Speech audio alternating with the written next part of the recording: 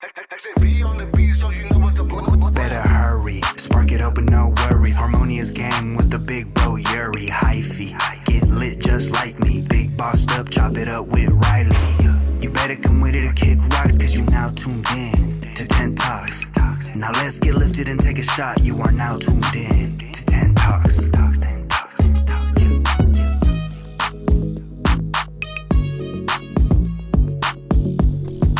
Yo. Hello, everyone. Oh, they can see us already. Oops. Yeah. Sorry. You didn't see that? No. I just realized I don't have my headphones. That's Do you want me to just grab them? No, it's fine. It's gonna take way too long to unplug them in, all that stuff. It's gonna take way too long. Okay. Either way, yo, guys, hello. Shout out to everyone that's in here with us. Thank you guys so much for joining. We're here for another episode of 10 Talks. Yes. Episode 129. Welcome back, y'all. It does feel strange not having the headphones. I'm not gonna lie. I feel like I'm not as much in the zone. Yeah, I don't like not wearing headphones. Okay. Well, can you talk for a second? Oh my gosh, I could have just ran and got them because you're the talker. I'm the co-host. Oh my gosh, Yuri. Well, hello everybody. Happy Sunday. We had a day of organization today. Just did a shit ton of laundry. Just clean. We actually cleaned up like all of downstairs yesterday and reorganized a bunch of stuff to make it more of like a little office layout. And yeah, I'm really happy with how everything's turning out downstairs. I was like really nervous to add a desk and computer because I was like, this is just going to be so crowded, look ugly, but it's actually coming together and looking really nice. You see, that's the big difference between Rylee and I, which is like she cares so much about what things look like, whereas like I'm like, my house has to be functional towards me, not towards people's perceptions. Like when it's not about people's perceptions, it's about how I like it. It's not about what other people think of my house. It's I feel that, I like it like this. I don't like it to look clean. I'd rather have, well, personally me, I'd rather have functionality rather than beautiful looks. Like walking past it, I'd rather be like, oh, I could do this here, use this, or have this thing here, rather than just looking and be like, oh, it just looks nice, but don't touch it. I don't want to fuck it up. Yeah, I guess we were just raised differently. Because my mom was just like that. We literally had a room in our house where you could not even sit in that room. That's crazy. Yeah. How? Just because she's crazy. I don't know. What if you guys want to just play hide and seek or because they were like nice something? Couches and nice like chairs, I guess. It was like a showroom. Nobody ever sat there. And if you got caught, you were going to get in trouble. Oh my god. Well, if it was work related, I guess that kind It of was makes not sense. work related at all. It was just there. But wait, hold on. Should we take these shots, these beginning or intro shots? Sure. Yo, cheers to everyone, or shout out to everyone that's in here right now. Appreciate you guys so much. Let's go. Cheers. Episode 123, 123.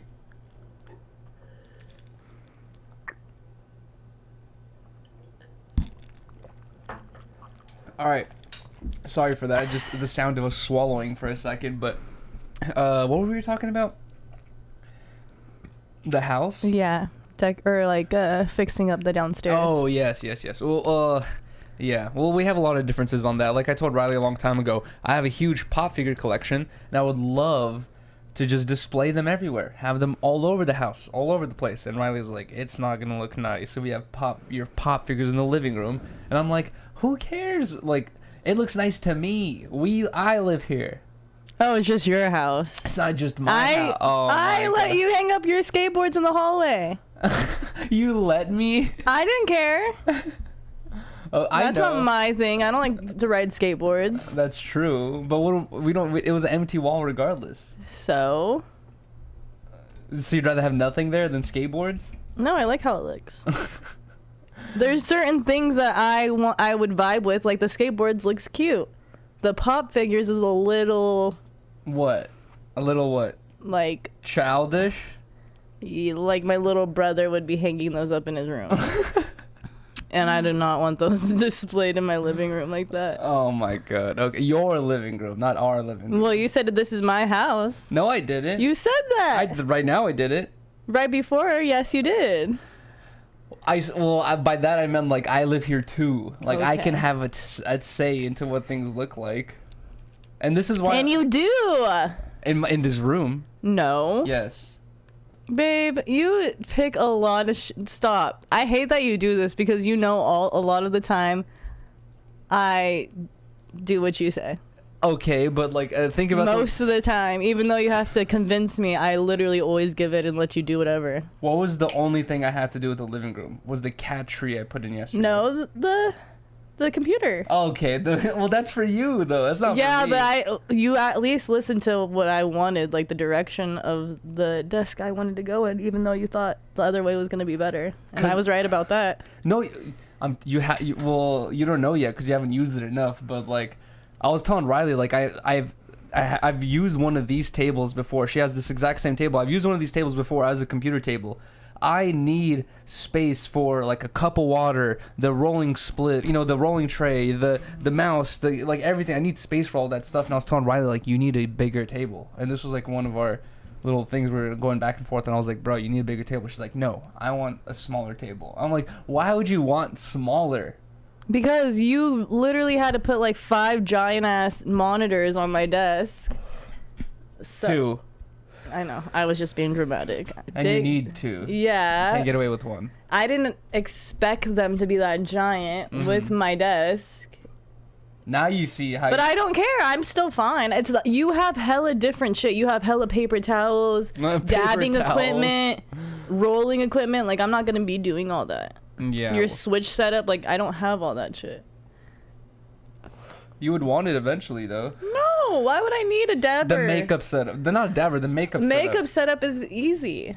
I could just bring it down. And it's a little mirror. It's so messy, though. Wouldn't you rather have it, like, be, like, put away and organized? I could still do that. I could get a little dresser or drawer. I guess you're right. Under my desk. And it would be organized. Well, I forgot where I heard this, but this is why, like, I heard someone say, like, oh, you really want to, we're not married, obviously, but someone said a long time ago, I heard this somewhere, but they said, if you really want to test the marriage, have the husband and wife do a kitchen remodel, and then, like, you'll really test the marriage. And apparently that, like, really test 2 people, because if you're, like, both, like, in a relationship like that, we both want to have a say in what our kitchen's gonna look like, right? And also, like, most people, like, basically 99% of people, we don't have infinite money, so we gotta, like, choose carefully what our decisions are. And it's like, can you imagine, like, how our kitchen remodel would go? I think for the most part, we have similar tastes. Like, we like the, like, same kind of looks in places. Like, we like the cool retro-y. Like, I like the cool, like, figure shit like this, like old like movie posters. That's like decorations. Like yeah, like that kind of like look. I don't know. I feel like we have like a similar thing of what we like. Yeah. Whenever we see like a cool place, we're like, this is dope. Mm-hmm. Or I like really like this, and you're like, yeah, we agree with each other. That's true. But like you for sure had to like sacrifice, like, for example, the wires. Like when we first moved into this place and our last place, like Riley's mom set everything up. And Rylee was like, and I was telling Rylee, I was like, I have this 100-foot cable. I'm gonna have to stretch this all over the house. And Riley's like, I don't think it's gonna look nice. And then also she's like, in my defense, I've never dealt with like so much computer equipment where we had to like do wire management and like, I don't know, just have that as an option. But I remember I was like talking to Riley's mom, and I was telling her like, I have to stretch this Ethernet cable throughout the whole house. She's like, just do Wi-Fi. I'm like, you can't. Like, I can't stream off Wi-Fi. I need the Ethernet. I had to like explain why we needed this cable going through the whole house. She does not understand. She will not understand. Riley's setup, like, okay, since we're talking about Riley's setup, it's basically complete. It's basically already done. The only thing Riley's missing is a mic and a camera, so she could potentially do streams down there if she wanted. But for now, she's already been like editing clips and like doing a bunch of stuff off the computer. How is it? It's cool. I need a new mouse because it was like tweaking out the other day. It was so weird. Every time I like clicked on a video on YouTube, it would make a new tab. What the hell? And add the video, and I couldn't even like watch or click on the tab. Like it was like hella tweaking out, and then when I was doing the clips, it was being hella weird too. That's weird. Mm-hmm. I don't think it's a mouse thing. That's why I tried to call you and shit to come down to check it out, but you didn't. Or it was like because I kept just restarting the computer and trying to. Oh my god! Really? Figure out the problem. How are you restarting it by pressing the button? Yes, babe. No, you click reset or restart. Okay. Damn, you think I'm that dumb? No, I thought you were gonna call me a retard right now. I thought you were gonna say you retard. I don't talk like that. Oh my god. All right. Well, either way, guys. It feels like the weeks have been like kind of flying recently. Like it feels like maybe like a month or two ago, it felt like every time we hit Sunday, I was like, damn, like finally it's Sunday. We get to like, you know, do 10 talks and chill. But now it really feels like before you know it's already fucking reconnected. Then Sunday, then other stuff is coming up. It feels like for some reason the weeks have just been flying by really, really quick recently. I think it's because we've been waking up too late. Oh my god, really, dude? Well, honestly, we've already had this argument so many times on stream about like how I ask Rylee to wake me up and she doesn't wake me up, and then obviously it's like I'm a grown ass man, like I shouldn't rely on you to wake me up, but you can if you wanted, and you don't want to. That's you don't even want to try. That's not true, dude. I do, and then you're just like, okay, give me 5 more minutes, and you go like you try to like go back to sleep, and then you just stay asleep. You gotta be annoying. It's funny that you said that because today when I was watching the After the Island show or whatever, she was like, who's she? The blonde girl who was her name's Elizabeth. Okay. Elizabeth was saying, she was like, I need somebody like I could trust on the level where if I forget to set my alarm, they're gonna like set my alarm for me and wake me up so I can get to work the next day. And I just started laughing. And the girl next to her, Alex, she was like, I think that's just called accountability. Oh my god, dude.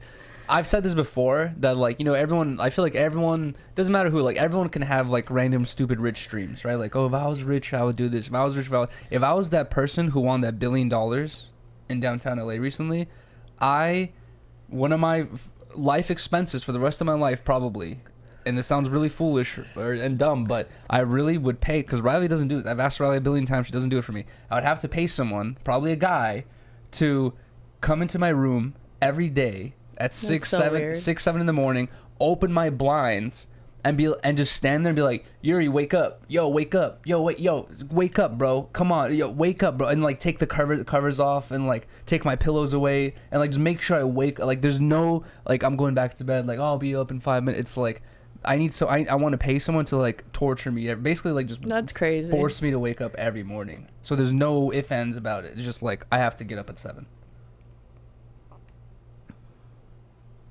What? You've just explained this to me so many times. And unfortunately, you can't do that for me.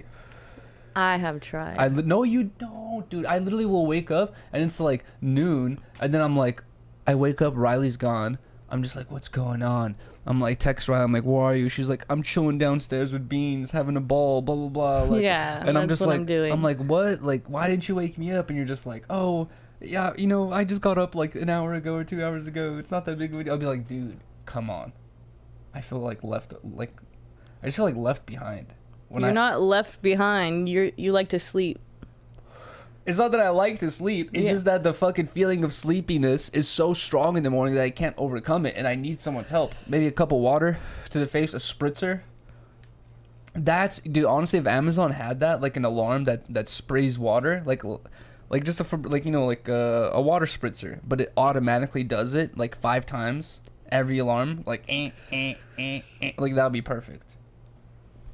Imagine that. Yeah, that's crazy. You just get up instantly. But either way, okay, let's get into our week. What do we do this week? A bunch of okay. So I think like what we should start off was like is the Orange County Fair.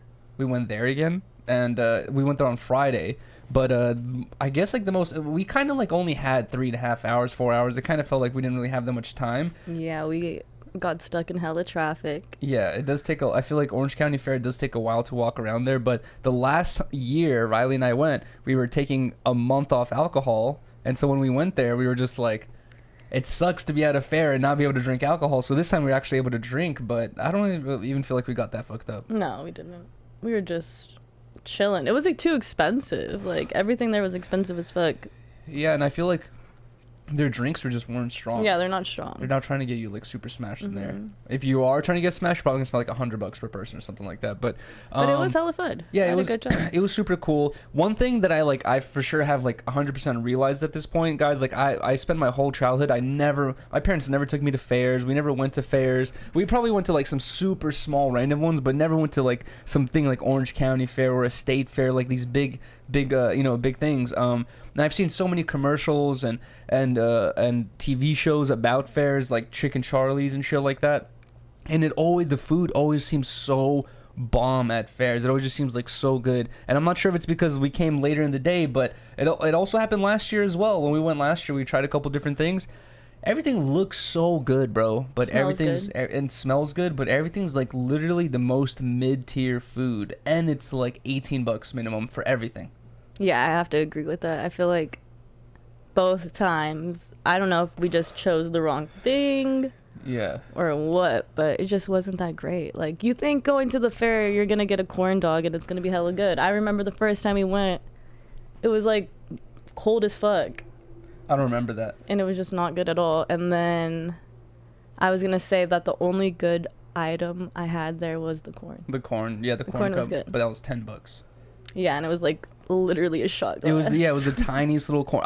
When I saw it was like $10 for a corn cup, I was like, all right, it's probably gonna be like a normal. It was like the tiniest little cup, and I even came up to the dude, and obviously it's like I know the fucking employee there. He's not making the prices, but I was like, how do you sleep at night selling this? And he's just like, I don't know, man. He's like, I know it's small, pause, but bro, like I'm honestly like I feel like I'm losing my love for fairs, if I even had any, because at first when you're younger, you're like, oh, at least for me it was like, oh, the rides are so cool. Now that I'm older and I'm realizing how sketchy a lot of the shit is. The last year we went on one of the rides where it was like going back and forth, and when it was hitting the peak of each like swing, you can feel the whole thing jump, dude. Like it wasn't screwed to the floor. It wasn't secure. You could feel like, and this contraption is giant. It's like holding 20 people, like swinging back and forth. When we would hit the peak, I could feel the thing going duh.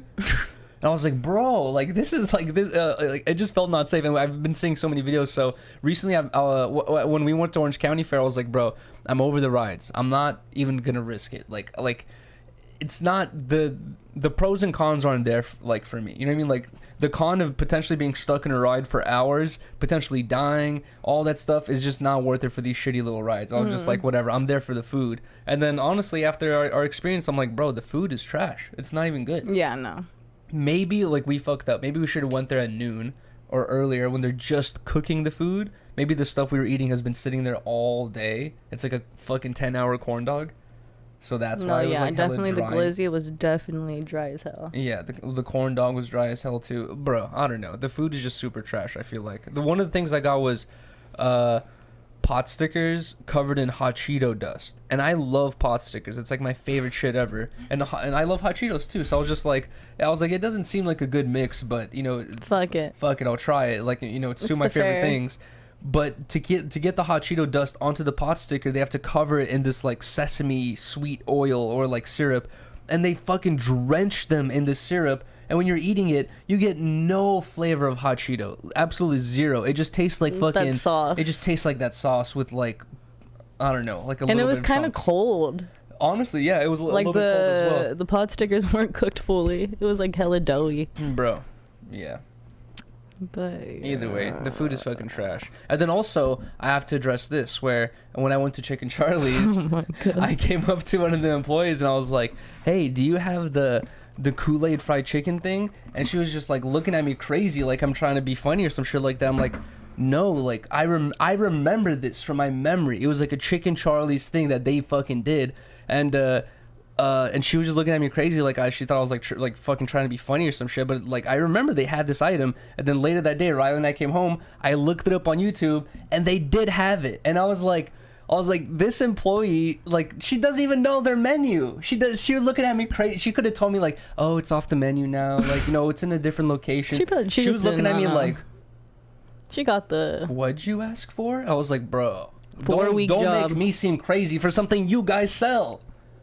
Bruh, whatever. You came up to me crazy. You said, why'd you lie? Because I'm like, dude, I thought it was a thing. My bad. I was like under this pressure. She was like looking at me crazy. The chat was going crazy. I was like, am I tripping right let's now? Go off on Rylee really quick. Well, go to. Oh, what do you mean by go to? I felt embarrassed, so I came over. I was like, yeah, and wanted to embarrass me. I was like, they don't have the thing. Gotcha. Like, oh my god, no, that was not my goal. But I was embarrassed, I guess. And I was like, I was like, she's acting like I'm tripping right now, but I know I'm not tripping. And they did have that item. She gaslit you. Yeah. But now we know how you feel.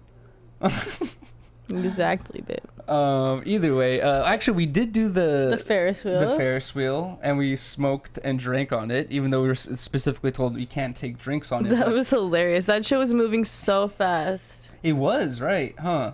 Cause I've been on a Ferris wheel before, and that stops. It like usually like stops and like Yeah. you sit there for a couple. The Santa Monica maybe one, a minute. I realized that a while ago, like the one in Santa Monica. Yeah, that's the one that we did. in Venice Beach.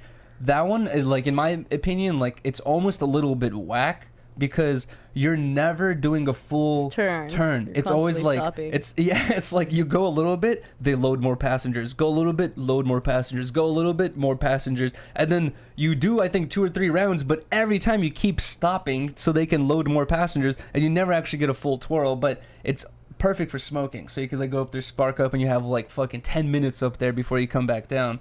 But in that one, no, yeah, it was like going around the whole time. It was hella fast. So we would only like take a couple puffs each and like have to hide it. Yeah.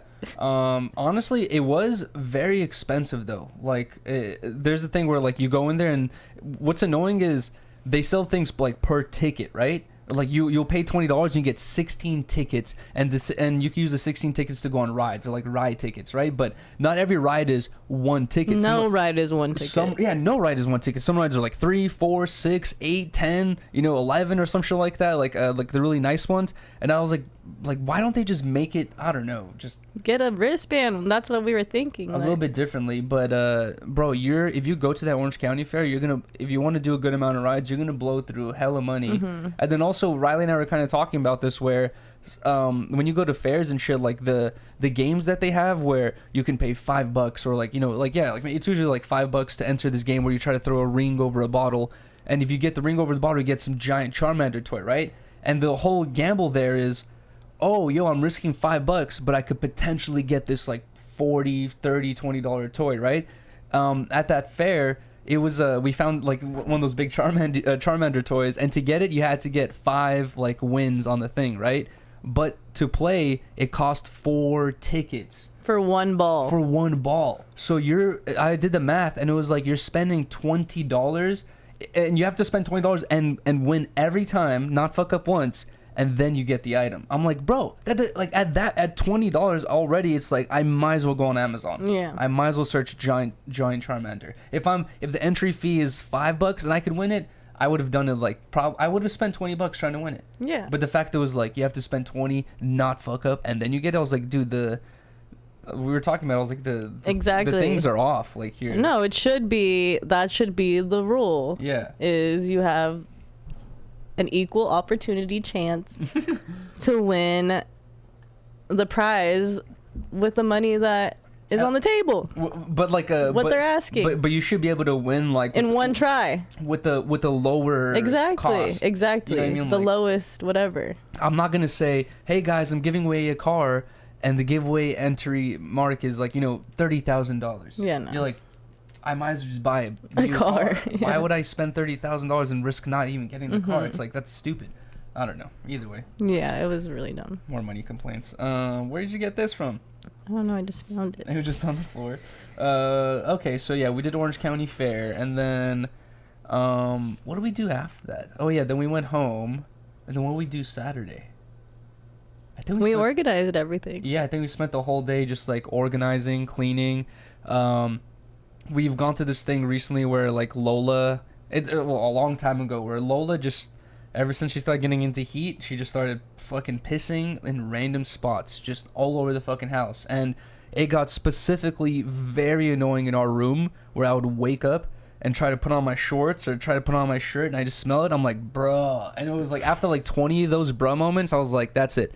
Cats are banned from the room. Riley did not like the rule, call me a dictator, but like, I'm tired of having fucking piss smell clothes in the morning. So I was just like, I was like, they're fucking banned. And recently, and we had this whole cat. I posted on Instagram a long time ago. I had installed this giant wall cat tree for the cats in our room. And now that they're banned, like we just had that there for no reason. Yesterday I was like, all right, fuck it. I'm gonna take the time to unscrew the shit, screw it in downstairs. The cats fucking love it. We organized a bunch, and then also I kind of got started on working on the LiveU as well, which is.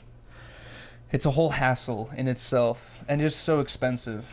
the entry cost is just the most expensive. Once you're already up and running, like 2 months, 2 months from now, like my monthly costs are gonna be like $400-$500, but like right now it's just so expensive. I have to like buy all this shit, buy all this equipment, and then also warning, guys, I'm not sure when my next IRL stream is going to be, but to get service on this new LiveU, I have to cancel the service on my old LiveU and then start the new service on the new LiveU and then wait like I think 48 hours before it starts. But the issue there is I haven't started that process yet because I want to talk to the people there. There's no phone call. It's like you could either talk to them on email or Discord. And I've been talking to them, or like I sent an email to them. I'm waiting for them to reply to this one where like, dude, I'm only like about a week into this payment period and I spent $300 on this service. So I'm like, bro, do I really have to cancel this service just a week in and then start a whole new $300 service on another thing? I'm like, I'm asking them if I could like transfer over my service somehow and just like, save some money. It doesn't hurt to ask. Because this shit is hella expensive. But I'm super excited for this, guys. This new LiveU, like basically the huge benefit of it is like I've had a couple of people DMing me asking me like, oh, what's the benefit, like what's that, like why'd you actually want to go out of your way to get this thing? And the main reason is it's able to give you guys the exact same stream quality with half the service. So basically I can be in the mountains somewhere or whatever it is, like I can be in like a terrible service area, have not that great of service, and I could still have give you guys a good picture quality and all that stuff. But basically, like, some people are asking me, like, what's the LiveU update? I'm working on it right now. It's a bunch of shit. It's like a bunch of tech stuff. The way it charges, it's going to get very boring if I talk about too much about this stuff, but it's like the way it charges is different and the service is different and all that stuff. I was going to do another stream where I set up this LiveU box, but since this one takes... like I don't even have it working yet, it's still a little bit complicated. I'm gonna set it up off stream and then maybe I'll just go on stream and talk about it, or even make a YouTube video talking about it. Okay, hold on. While Riley's in the bathroom, I'm gonna give a quick little we're not even halfway done, but I'm gonna give a quick little announcement about the PO box. Guys, we have a new PO box address. I think this is already our second or third time announcing it, but we already checked it. There's nothing in the PO box this week, but guys, every Sunday Riley and I open up anything that we get in the PO box. We've been using the same PO. We were using another PO box address for like a year or longer than a year, but now we've officially switched over to a new one, and the address the PO box address is in the description. It's the one from Burbank. Wait, hold on. I opened up. Okay, here it is. It's PO Box 11535, Burbank, California 91510. The whole thing is in the description if you guys want to send us literally anything, merch, stickers, a letter, I don't know, whatever, a hug, a digital hug or something. But send hugs. Either way, how do you feel about the LiveU? I'm excited for you. Are you really? Yeah. Speaking of the LiveU though, guys, like I said, it's gonna take me about 3 to 4 days, I'm assuming, to fully get this thing 100% running. But I've been telling everyone that I think I really want to just go to Mexico and do this $1 a minute in Mexico, because I feel like that would be interesting. Mm-hmm. It's just that if you really like think about it, there's a lot of people in this universe that we're in, like of this content creation world, and you guys know what universe we're talking about, and it's like it does really good for you to like distinguish yourself as much as possible, and no one's doing an IRL in Mexico for a week, so I'm more than happy to be the first one to do it, but I am nervous. This is the thing where it's just like you really got to be comfortable putting yourself outside of your comfort zone in this content creation world, because there's so many ideas where like I'll have anxiety before it. I won't have any experience of it. When I was trying to take the homeless man on to an amusement park with me, there's like hella moments where I'm just like, I don't know what could happen here. I just have to go with it, go with the flow here and see what happens. So Mexico is definitely going to be a big one there. Main thing I'm thinking about is just like bathroom. The bathroom will be fine. It's not as bad as you think. The food's gonna be bomb. We're gonna be eating so good. We're gonna be eating also good as fuck. I don't know. It's like, what is there really... The bathroom will be fine if we get an Airbnb or wherever. What worries... Okay, this is coming from the perspective of a guy who's never been to Mexico, right? So from my perspective of like seeing crazy cautionary tourist videos online is there, like out here in America, it seems like there's at least somewhat of a safe zone, right? At least, you know, the cops don't give a fuck about a lot of things nowadays, but if you're literally being abducted and there's 2 policemen right there, you can be like, yo, guys, help me, like, get me, like, fucking do something for me. I've seen videos where it's like literally people Policia. being taken away, pleading for help with cops and people right there, and people are just like, it's the cartel, Fuck bro, no. can't do nothing, sorry. Don't scare me, gosh. I was gonna say though, I did go to a bathroom in Mexico before, and it was like open stalls where I saw girls, like an old lady pissing. Why would they have open stalls for women? I don't know. That's weird. It was the most strangest experience ever. I was like, oh my god, I had to leave. You remember we went to the bathroom in San Francisco for like Oh, the gay yeah. guys' bathroom, and it was like open stall. It was not just open stall; there was no door. You go to the back of the bar, you see this open door, and then you look at the door, you see 2 urinals, and I was like, there has to be like a pull sheet or something like that. No, I saw fucking 2 dudes walk in, just Oh. he just like that was like I was like, what the fuck? I was like, what is this? Like you just pee right here? Like there's no door, no nothing. It was weird. Yeah, that shit's uncomfortable. And then remember we actually went to the other bathroom that actually had a door, and it was like a sex dungeon in there. It was like dark red lights. And Oh, yeah. it was bumping this weird grunge music. It makes you feel confused as hell. Yeah, bro, you walk in there. I felt and high. I felt like I was like on ecstasy or some shit like that. But you walk into this bathroom when we went to San Francisco, and it was like so dark, but it had this super dim red light, and you could just barely see the toilet. Like it's so you could barely see anything. And I was just like, bro, like there's been like orgies in here, 100%, 100%. like 1,000%. Like in this bathroom, there's been almost probably daily. It felt like you were part of that movie that you Enter the Void. Oh my god, like some sex movie. I mean, like Yeah. a sex room or something like that. Some like edit in the movie where you're like he was like going to the bathroom and Do you have the got too lit. bottle over there? No. I'll bring it over. But speaking of movies, guys, I think Rylee and I are doing a good job continuing the theme of movie reviews as well, because that's how we really started Ten Talks as well. When we first started Ten Talks, we were saying that one of the, we were going to talk about current topics or whatever we think about, all that stuff, but we were also going to talk about movies that we were watching, because I think it's because we were like getting out of COVID still, and we were still watching a lot of TV and shit. So we were watching a ton of movies, and we just want to talk about them. But then we just kind of fell off from watching new movies. But we just we talked about Barbie last week, and then now this week Rylee showed me a classic. Yeah, I wouldn't say it's a classic yet, but it is definitely a really good movie. I watched it when I was a senior in high school, and I just remember really liking it. And I will say that when we rewatched it, I did just like notice like a bunch of flaws. I don't know what it is for me. Like I just can't connect to movies and like the same as I used to. Well, but anyways, the movie that I showed Yuri was Whiplash. You can't connect to movies, or you can't connect to the movies you used to watch or they used to love before the same way, because that's for sure like gonna change. I don't know what it is. It's just like I just see the acting throughout every movie now. Everyone was saying that movie, like, there's a lot of shit to call out. We're talking about Whiplash. Yeah. There's a lot of things to call out that movie for, where like it's not accurate in some ways or whatever. They're over exaggerated, but literally everyone, even the haters, were saying that the acting was on point.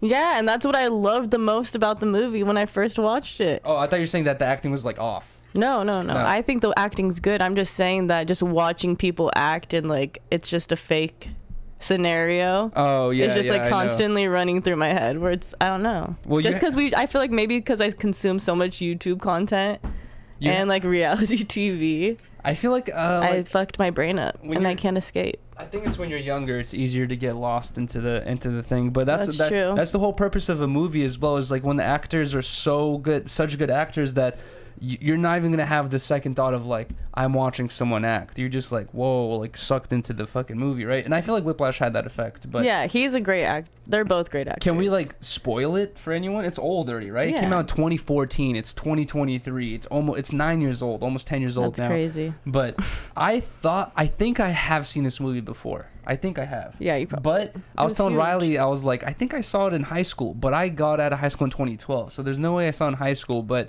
I swear I think I might have seen it before. Basically, it's about this kid who is in college and he's like into jazz and he wants to become a jazz drummer, and he goes to this really prestigious college and he gets into the music class for that college, and apparently the teacher is this super well-respected teacher who's like, he's really knowledgeable in music, but he has like a very strict standard, and the whole movie's about this kid like trying to prove himself to this teacher, and this teacher's just like fucking insane, and he's like crazy, slapping him in the face and like throwing chairs at him and like calling him a bitch. Like there's this dude in the movie, bro, this movie's like crazy actually. There's like a dude in the movie where the main actor is like the drummer guy that I'm talking about, right?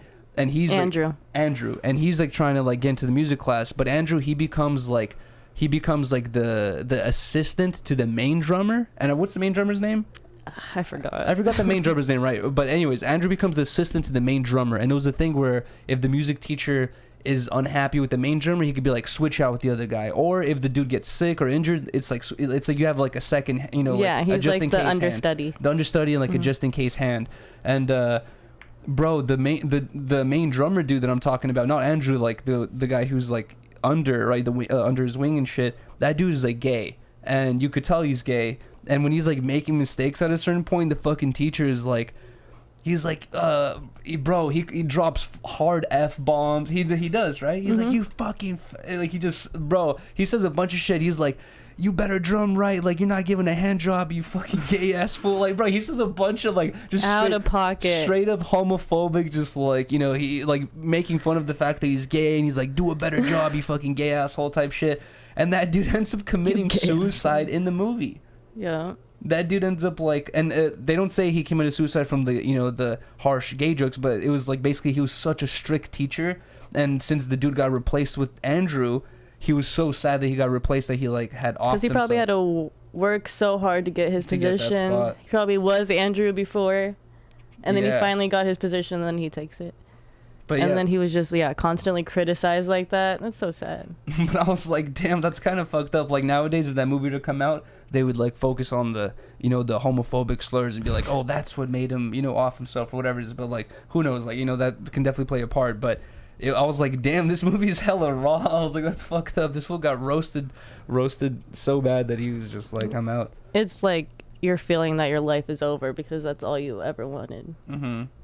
No, for sure. And then you just feel like you're nothing anymore. I've talked about it before. I remember when I first started like interning. I wasn't even like paid for No Jumper yet. When I first started interning for No Jumper, and that valet interview shit happened, and that wasn't even my fault. It was like some I already explained the story a million times, but it fell on my head because I invited the dude to help. But the valet interview got deleted, and then I literally got a text from Adam that day, and he was just like, yeah, like I don't want your help anymore. You keep fucking shit up, blah blah, whatever. And then I remember like after that text, I was like, my life's over. I was like, I was so like devastated. I was like, I was like, I don't know what I could do anymore. Like I don't know. I was like so devastated. And then like now looking back, it was your dream. Yeah, now looking back on it, I was like, now I'm like, bro, what the fuck? Yeah, because it's like the heat of the moment. Exactly. Everything's so intense. Mm-hmm. Trust me, when we were in the RV, I was just, and all that shit happened after we've gotten that huge fight, I was just like, it's over. Like, there is no relationship coming back from this. Really? Yeah. Well, yeah, just everything in general. I was like, oh my God, this really just happened. But then you like just keep going and work past things. Just keep swimming. Seriously. And it's just like, now it's like, I don't even think about it anymore. Yeah. And honestly, it's like it teaches you a lesson too. Like for sure it teaches you a harsh lesson. And honestly, it's like, guys, like I feel like there's certain lessons that some people will never learn because they don't. I'm not saying everyone has to be on stream, right? But there's positives and negatives, and there's always a silver lining behind it, right? And like when certain actions of mine are like on stream, and I literally have like friends and people I know like calling me out, going like, "Really, you're like 500 feet, your girl? Like, what is that?" I'm like, and then when I get that reaction from like actual friend that I know, and he's like seeing this side of me, I'm like, it makes you like permanently want to switch. You're just like, okay, that's crazy. Yeah. I shouldn't. That's way too far. I shouldn't be acting like that, exactly. right? But imagine I didn't have that thing where other people never saw this side. A lot of people don't ever see the negative sides of other people's relationships. Exactly. We don't ever see that. You know what I mean? Like what's going on behind the scenes, what Kanye had said to Kim, what Kim said to Kanye, whatever it is. It's like, and they will never have to face those things that they probably ever said because it's like she just fucking okayed it or dealt with it and brushed it under the rug or some shit and it was over. But I don't know. There's definitely a lot of shit I've for sure learned. Me too. From streams. Still like learning to this day. But work in progress. Okay. what were we talking about before we got into all that? I was also gonna say, speaking of celebrating, we hit 12K. Oh, or yes. you hit 12K. No, we Yuri did. channel. We did. Woo! Oh, now you're mad it's called Yuri? No, I wanted you to call it Yuri. I was the one that said that from the get-go. Guys, this is a big deal because we hit 26,000, right? With 27,000 on the Harmonious Man channel. And then we drastically switched over to this new channel. And now, I think, like, I don't know, like half a year later or something like that, we're back at 12,000, which is huge. It's insane. That shows how many people are, you know, a part of the community and active in this shit. So I appreciate you guys so much. Cheers. Thank you, guys. To everyone in the chat. Cheers to you, babe.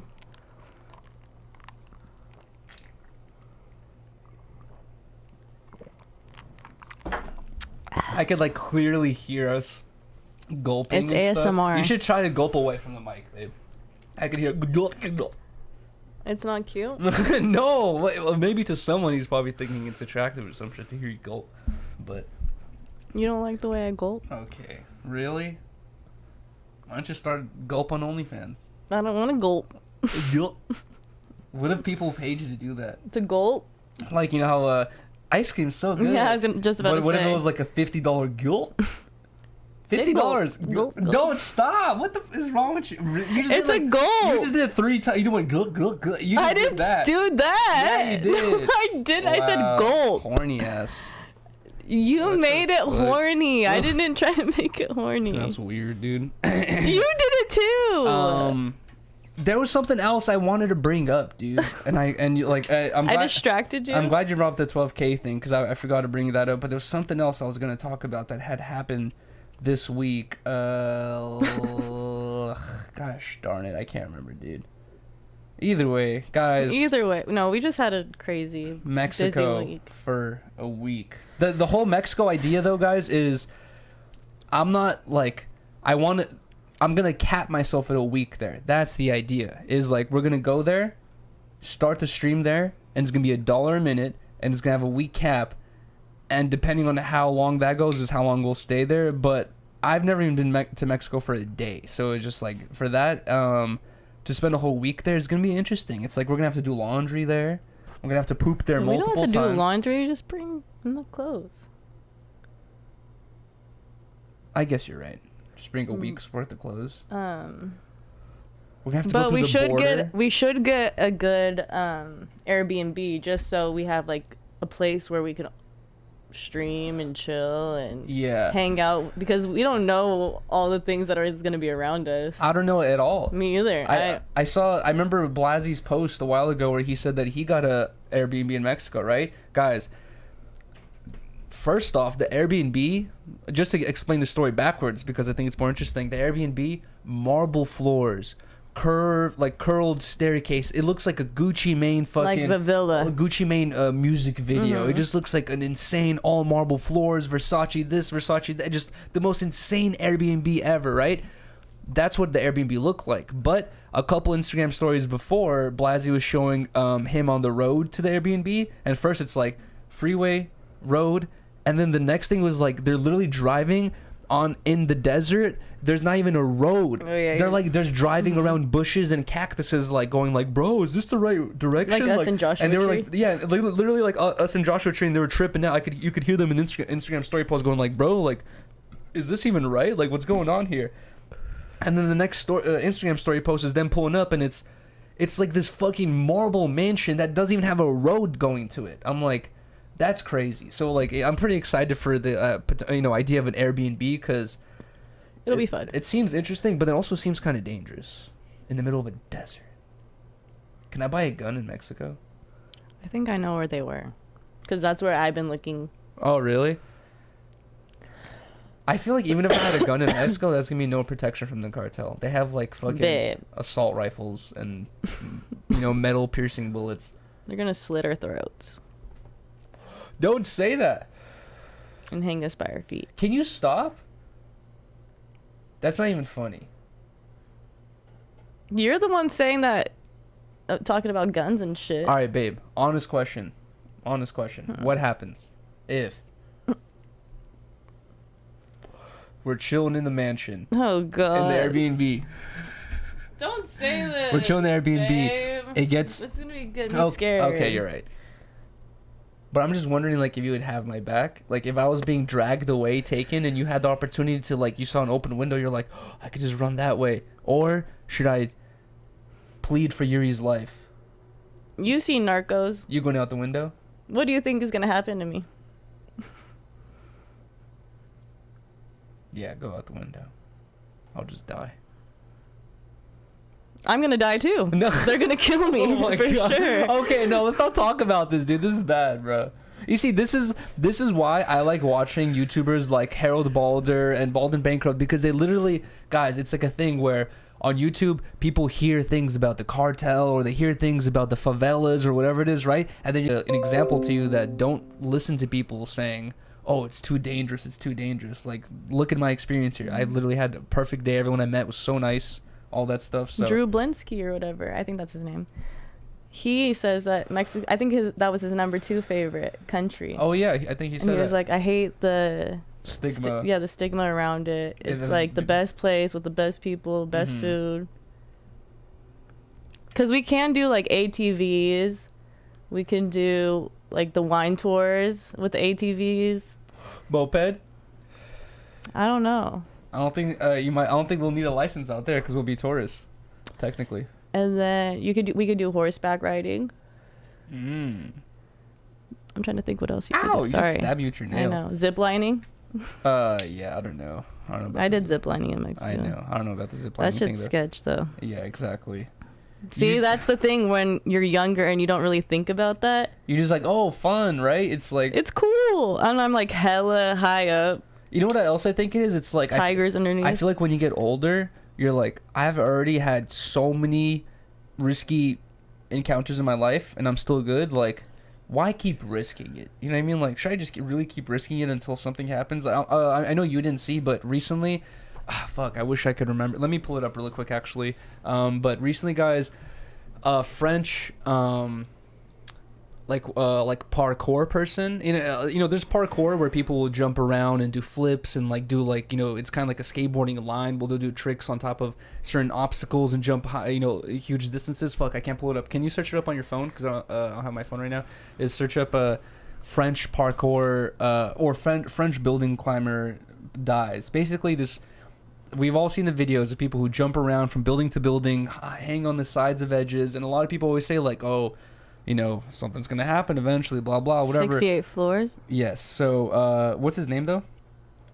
It's not very common, guys. It really is in the world of like parkour and these building climbing, groups. It's very, very rare. A lot of them actually, it does not happen to them. It's like, it's not an often event, so you can't be like, oh, this is gonna happen to everyone, right? But recently, a French dude I don't even have his name. passed away. We're trying to find his name. Like, go back on Google, you might be able to find it. But he was doing one of those videos where he was like jumping around from floor to floor, doing something like that, and he was on the 68th floor, like Rylee said, and he accidentally slipped and fell. It just says a Frenchman.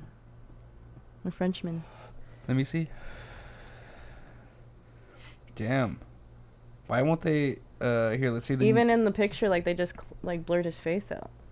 Even in the New York Post, why do they just keep referring him to... Oh, here we go. Remy Lucidi. He was 30 years old. A year older than me. A little bit less than a year older than me. Rest in peace to Remy Lucidi. This is scary as hell. But one thing I feel like I know for sure, which is... With every sport that people are into, like skateboarding, for example, I've had a lot of people tell me, like, bro, why do you even still skate? Like, you risk hurting yourself, even breaking a bone or, twisting an ankle, whatever it is. But to me, honestly, like... It's like worth it. You know what I mean? Like the injuries, it's not like I want to get injured, but if it were to happen, it's just like it's a part of the game. I'm willing to accept that fact. And I feel like people who do that stuff, where they climb on buildings and hang off the edge of buildings, like they know in the back of their mind that this is a potential, and for them it's like it's an acceptable like thing, where like a lot of us are like, not worth it. It's not worth it to get a photo hanging off the edge of the building just to risk dying. That's the way we're gonna break it down. We're gonna be like, bro, what? Instagram clout just to potentially die? Or like, to them it's not Instagram clout. To them it's like an actual sport. They like doing it. They like challenging themselves. They like risking, doing risky behavior, all that stuff. So to them it's like, it's worth it. And I really feel like, if you were able to talk to him, like now that he's passed, he just recently passed, like obviously he would not want it to happen, but he wouldn't probably discourage other people from doing it. He'd be like, obviously be careful, but it's just a part of the game, that risk. Yeah, that's a scary thing. 68 floors is like enough time to like fucking think for a minute, That's scary as hell. I just showed Rylee this video of this construction worker who fell off a bridge into water recently, and I think it was like 100 feet or like 150 feet. And in the interview we were watching, the dude survived. And there was some other construction worker who fell off months before and he died, but this dude fell off like months later and he survived. And in his interview, he said like as he was falling, he was just thinking like, damn, bruh, I'm never going to be able to see my daughter again. It's over. That's so scary. And then like he was, he luckily survived, but like, bro, you could really have time to fucking think for a second. To be in your thoughts. You're like, fuck, This bro. is my last thought. That's even a weird What's even more idea. annoying is like when you're skating big stair sets and you really have like a good amount of air time, you're like in the air for a minute and you make a mistake in the launch or a certain part of the trick. As you're falling, you're like, fuck, like if I was just like this, it would have worked out. Like you're like already analyzing your mistake as you're falling. And like I'm sure like something like that could be happening as well to him, where he's just like, bro, he probably remembers his finger slipping, or I don't even know, bro. But that shit is hella dangerous. And guys, I know some people will be like, oh, you used to do stuff like that. I was not on the level, like if there was like a tier level of like roof climbers, I was like amateur level, you know what I mean? I was like the very, very lowest tier. I was not willing to do like a lot of the stuff that people were willing to do, but you just have to like you have to see like what predicaments people put themselves in. Like I was doing this stuff where I was willing to climb on stuff and like sit on the edge of stuff, but I was not I was not leaping gaps. You know what I mean? Like I was not jumping from gap to gap or hanging on the edge of a ledge, like risking, like, or testing my grip ability. Like pause. You did the crane. The crane's not dangerous though. That's scary. The crane is like, it's just a ladder, and then you get up there, and it's scary. It feels scary, but it's like in reality, it's like if you don't fall unconscious or you don't, you always have 3 points of contact. So even if your fingers slip, your feet are on the two lower things. So you're just like, whoa, what the fuck? And then you just continue. So it's just like the risk level there is very, very low. Yeah, you're crazy. And honestly, I used to be super scared of cranes. I used to be like, I used to always think, because when you're on top of a crane, or at least when you're climbing them, you really feel the sway. You can feel like the wind pushing the crane over. And I remember my first crane climb. Actually, it was not my first. It was like my second or third. My first little crane. I think it was like my third crane climb I did with 3 people. I did with Chris, Freddie Perkery. He joined me on a crane climb a long time ago, and it was like me, Freddie Perkery, and this other dude, Johnny J. And we were climbing it, and bro, as we were climbing it, we're like right next to each other on this ladder, and we could feel the thing going like this. And I remember in my head, I was thinking like, bro, what if our weight is too much? Like, what if we're causing it to sway or whatever it is? But then once you get up to the top of the crane, you'll see that they have like these giant cement blocks as counterweights. The wind is constantly pushing against the crane. The wind pushing against the giant crane is like probably thousands of pounds of force. So it's like, it's dealing with like us, just my little 100-pound body and 150-pound body plus like 500 pounds in total is doing nothing to the crane. You know what I mean? Like that's what you have to really accept after a certain point, is realize like, bro, our weight is like nothing to this thing. We're not gonna break this shit. I can never. Yeah, I don't know. And what's funny too is like I'm scared of heights. Is like I'm super scared of heights. But the whole reason I was doing the crane thing and the roof climbing thing is like I was trying to force myself to break that I think it's like an irrational fear. Like you see how you're sitting right now.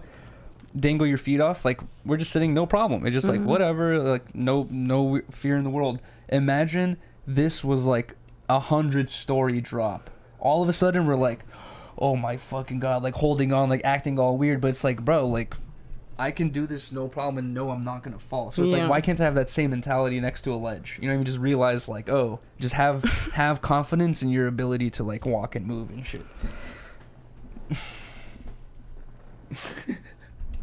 Yes.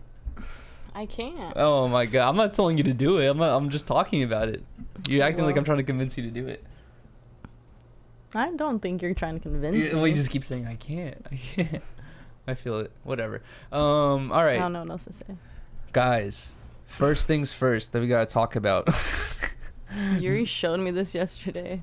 No, it was not yesterday. 2 days ago? Yeah, it was like a couple days ago, I feel like. But so apparently a lot of people have been sending me this, that Fousey Tube, I think he's been doing like a subathon, an endless subathon. I think he like sleeps on stream and does everything on stream. I'm not sure if he has TTS going. I really don't know, but a lot of people have been telling me that he's been doing this like crazy subathon where he's been streaming a bunch of his life, and a lot of like viral clips have been coming out from his streams. But guys, recently I guess Fousey was on stream and he was singing along to a song and he accidentally said the N-word, and he has a very unique reaction. I'm not sure if we have the video here. Okay, here's the video. Oh, we can't. Oh wait, there's no audio, I guess. Okay, this video has no sound, so he's here singing, blah blah blah blah, and then he goes, oh my gosh, and he then has a like, freak out. he goes to the other side of the bed and he like starts punching it. He has all this equipment everywhere. This really feels like my room. Just all these wires and chargers and all this stuff. And then he basically comes to the camera and he starts like explaining like, bro, like that was a mistake. I've never done this. Like I don't use that word, all that stuff. And then like if you go to the comment section, like a lot of people were saying he did this on purpose for sure. You think so? What do you mean? Yes, for it to go viral. Oh, whoa. Oh, yo, sorry about that, guys. Here, let me get rid of that. Oh, sorry about that. There you go. That's not gonna happen I again. think he did it on purpose to go viral. I don't think for his so. stream to go crazy. I don't think so.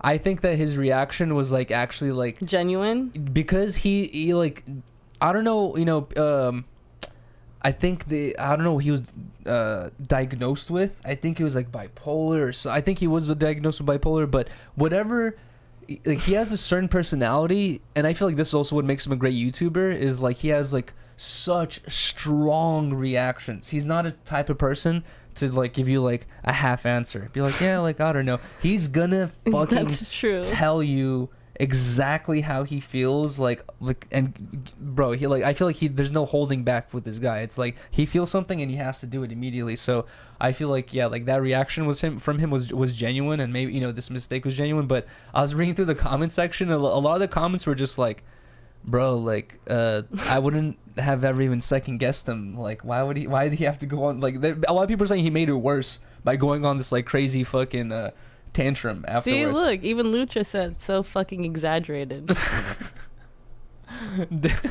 Shout out to Lucha Live. Yeah, he said so fucking exaggerated. It was very exaggerated.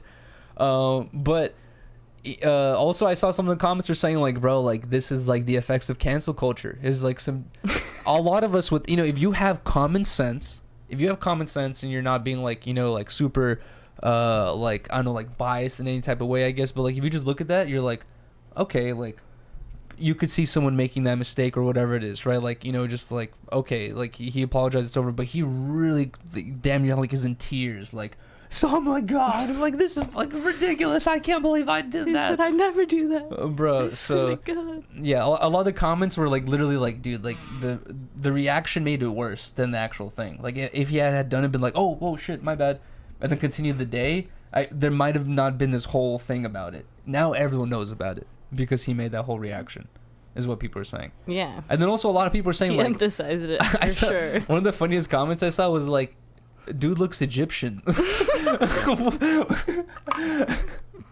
And they're like I wouldn't have even second guessed it.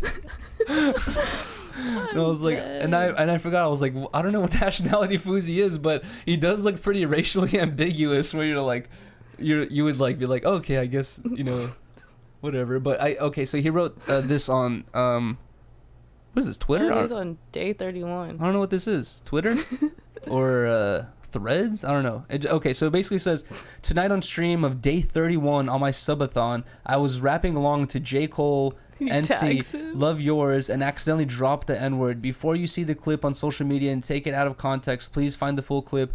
I could not be more ashamed or upset with myself. I am deeply sorry. This doesn't represent my character. I literally tweeted 2 weeks ago against the usage of the word. I will do better, no question. I feel like also maybe why he was like having that strong reaction is because I think he was called out for this before, because he actually did used to use it. Okay, so I don't buy his bullshit. Really? Yes. No, I know. I was gonna say I think that's why he has that strong reaction, because he actually back in the day he used to use it just randomly, like, you know, just like casually, so and people called him out or like, yo, like, you're not really supposed to be doing that, and I think he stopped, and then that was like an accent, so now he's like, I swear, like I didn't do it, you know, like type shit. So I don't know. I don't know. I personally think he just knows what it was about to do, and he went with it. He would have to be very intelligent and also thinking so quickly that he's just like, I'm gonna go crazy right now. What the fuck? Well, he probably planned it out. No, he said it was day 31. Maybe this was the end of it. And that's why he was rapping that song. No. I don't think he would do that. He said I was rapping along to @J. Cole. Yeah, he tagged him. I wonder what J. Cole's response to this was. I know, he's probably like, okay. J. Cole's probably like, what? Who's Fousey? Okay, what is this? Oh, okay, all right. So I've been seeing a lot of people have been talking about this recently, and I saw some people in my chat the other day asking me my opinion on it. Cenat was detained by NYPD for causing a riot with his giveaway. I wish there was more clips and stuff, but there is. If you go on Instagram, I'm sure you guys have seen it. There's a bunch of clips. Did you see the video of the car? Yeah, where they're standing on the car and shit. No. Where they're like smashing it. Smashing, no, but I think it's in the same reel, but before the smashing the car reel or a post, there's another post, and I think it's in the same slide of a giant truck where all the sides are clear, and then you could see like PlayStations and games, and this truck was driving around, all these people are chasing after it. You never saw that? Mm-mm. But here, let me see if I can find it really quick. Basically, yeah, so Cenat, he linked up with someone else. I forgot who it was. Oh, I don't have my keyboard, that's why I forgot. I can't do anything, but Cenat linked up with someone, I forgot who it was, and they were trying to do a giant like giveaway for PlayStations and stuff like that, and basically it turned into a giant shit show where cars were being destroyed and things were being stomped out and people were rioting, and basically the police ended up arresting Cenat because guess what? It's like at the end of the day, this is his event. Yeah, this was like he kind of like caused this whole shit. You know what I mean? Like by inviting everyone. Like if you're gonna do something, like if Justin Bieber were just to say, "Hey guys, I'm on Holland Highland. I'll see you here," it's gonna be a riot. Mm-hmm. He has to like have the understanding to be like, "Oh, I need to plan this ahead of time," or you know, put in the appropriate fucking planning ahead for something like this, right? Okay, maybe I think this is it. This kind of shows how hectic it was, how many people there was. There was some videos I saw where like it seemed like there was maybe 1,000, 2,000 people. Bro, there was so many people. Yeah, it looked crazy. It was like a ton of people. And I think this is the car right here where there was a giant van. No, that might not be the car, but there was like a giant, it looked like a giant RV, not even RV, like a moving truck basically, but all the sides were clear, like it was like plexiglass or something, and there was PlayStations, video games, controllers, and I guess they were somehow going to stop the van and give items away to to kids or whatever it is, like, or to fans of his, but it quickly turned into what you saw, like people just chasing the car down, running into the street. You know, people could have got hit by a car. I don't know who posted it, but like Rylee was saying, there was like some video of a bunch of people just destroying some random dude's car. And I was gonna comment in that video, and I was gonna say like, bro, Cenat owes that dude a car. For real. Like that's Cenat's fault. That 99% of people do not make Cenat money and will never make Cenat money. And the person whose car was being destroyed by those fucking like 18 and 17-year-olds was just some random person who probably works a normal job, who they need that car to get to work. They probably it's not easy for anyone just to get a new car or deal with their car being totaled. And also, it's not even a thing where you can like go to the insurance and be like, hey, like someone hit me. It's like you're basically fucked. It's like you called insurance to like, oh my, like what happened? A bunch of people just like stomped your car. I feel like There's nothing we could do. It's like you don't think so? You have to pay a huge deductible because it's like not like it's not someone else's fault. Right. It is someone else's fault, but like you can't really say shit about that. You know, it's kind of insane. But I feel like Cenat needs to reach out to that person and give him a fucking car, bro, because that's fucked up. But okay, here we go. So I remember it now. I remember it now, but I see it. So it's God damn it. Hold on. Footage surfaces of the free gaming systems Cenat and Phantom. There you go. And Phantom planned on giving away to supporters in New York. And you can see, there you go. There's the clear bus. You can see how many people. They're all chasing the clear bus, or not even a bus. It's like a moving truck, but it looks like it's made out of plexiglass. And then I think he was handing out money as well, like maybe like 20s or 50s or 100s. But he was handing out money to people as well. Dude, this is like a shit show. Yeah, it's a shit show. It's too crazy. Oh, there you go. Phantom. We thought TanaCon was crazy, bro. And it's like you can have the mentality of like, I don't know, bro, because like Ass Pizza, to be honest, he had like a similar thing too, where he said, hey guys, I'm giving out a bunch of stuff in New York City, and then a bunch of people showed up, and then he ended up getting arrested as well, and there was like all this stuff happening. But like at the end of the day, like I'm seeing that person getting their car totaled by a bunch of strangers, I'm like, I feel so bad for them. You know what I mean? Like, okay, someone got a PlayStation, but what about this dude who just lost his fucking car or girl? Who knows? But it's like I feel the same way about the Ass Pizza giveaway. I feel like the same way I do about this, where it's like it makes it so interesting for the genuineness, the sporadicness, for the content. It makes it so cool. But if those are the side effects, like you have to accept. Like I would be going to sleep at night thinking like, damn, like I would feel guilty if I was Cenat and I saw that clip of that car being fucked up. I would not be able to sleep good. I'd be like, bruh, I need to find out who that is and help them get their car fixed. Yep. Because that's fucked up. I mean, like Travis Scott situation too. Straight up riot type shit. And that's what I'm saying, where it's like difficult between the thing of like Travis Scott is like, bro, like when I go to parties, I like to rage and have fun. Yeah. So my parties are gonna be raging and having fun. If someone gets injured, it's just like, I don't know. It's like, what can you say if like that's your whole vibe? Then you're just destroying your whole image of just this fucking sporadic, crazy fun having person. Like you're just destroying the whole image for safety. I don't know. It's like there's like a thin line to draw. Yeah. People these days too are just like, I don't know, more down to just do crazy stuff. Like people are more down to like pop up at these events and that's true. Go crazy, chase the bus. We were just like watching an old King of the Road the other day, where King of the Road is like this like skateboarding challenge where all these skateboarding teams go around America and they have all these challenges and shit, and they have to like skate to get points and all that stuff. But one of the challenges of King of the Road is to get a Thrasher tattoo. And one of the dudes says in like the last season they did was like 2015 or 2016. He said like, he's like, back in the day in the 90s, he's like, when we started King of the Road, he was like, it was a big deal to get a random Thrasher tattoo. He's like, nowadays these kids don't care. He's like, everyone's getting the tattoo. So he's like, we have to lower it on the point scale. He's like, because everyone's just down to get a Thrasher tattoo. And it's true, like face tattoos, like everyone's just more down nowadays. No one's like as scared. I know. Down to get crazy at the concerts. Well, I feel like it's because like if you're a person who has like, for example, a bunch of face tattoos and like a bull ring and all that stuff, it's probably because you had that inspiration around you somehow. Friends, family, someone you met. But imagine before social media, before YouTube, Facebook, all that stuff, when you're literally just, before internet, when you're literally just limited to your surroundings, and you lived in a small town where there was no people with tattoos and bull rings and all that stuff, like, you would really have to be like a very unique, brave person just to go out of the box and be like, want this. I'm gonna go get a bunch, just randomly without ever even seeing it, too. So I don't know, bro. Either way, Cenat giveaway, it was crazy, but also I wish I was there. I wish I was. I could have got a free PlayStation 5. What do we have here? Okay, so this story has been kind of insane. Lizzo forced dancers to eat bananas from sex workers' vaginas during Amsterdam trip bombshell lawsuit.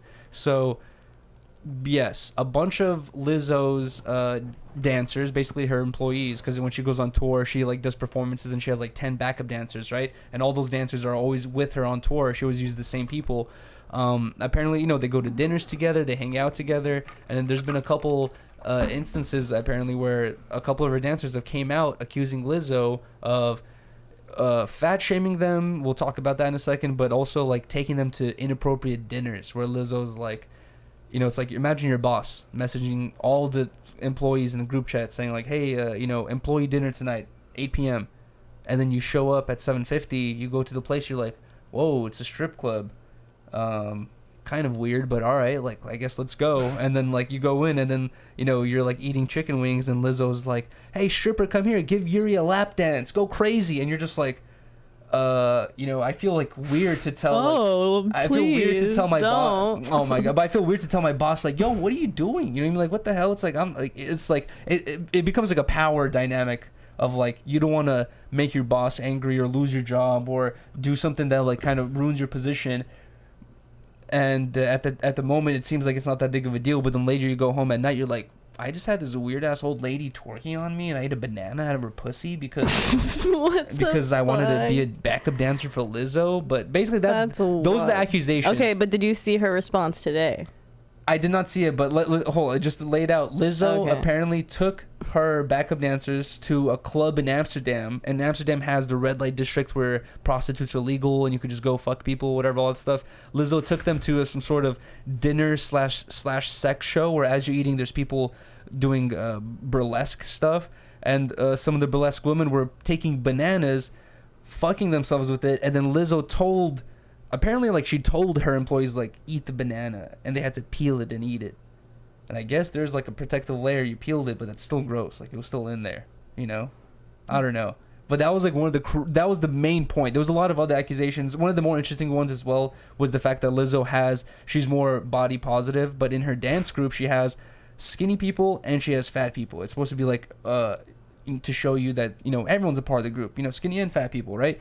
Apparently one of the skinny people, like it was like a woman, she was gaining some weight and Lizzo was on her ass telling her like, yo, like you're supposed to be one of the skinny dancers, like you can't be getting like fat over here. And then and the lady's like, how are you fat shaming me when you're so body positive, right? So that was like another one of the huge claims as well. But what was her response? Pretty much she was saying that the dancers who have been coming out or speaking about these accusations were already removed dancers. Like they had already been fired because they had inappropriate behavior and they weren't professional. So that's what she's saying now. You see, this is... So, and now I'm just like, what the fuck is going on? This is the difficult battle of previous employee versus old employer, right? Is if you're a previous employee and you're just like, and you have left either, like, you don't always have to be like super vocal about everything either, right? Some of the dancers, because have literally just like been quiet about it, never even brought it up to anyone, been like, bro, this ain't worth it. Like, I'm basically like being fucking like molested out here for like $30 an hour. I'm out. You know what I mean? Like, and they're just like dipping out without even saying a word to anyone. Then later they're thinking about it like, wait a minute, why the fuck did I deal with that? You know what I mean? Like, and then when you call out the old employer, Lizzo, she's quick to be like, you guys are shitty employees. That's what was going on. And then you got to fight that battle of like, and that's the annoying part is like, it really has to be a really big deal for you to make a point about it, because otherwise you're going to fight that battle of like, now you got to go back and be like, what about this, and like it just turns into like a whole shit show of drama, bringing up old laundry, all this stuff, just to prove your case. And honestly, I don't know.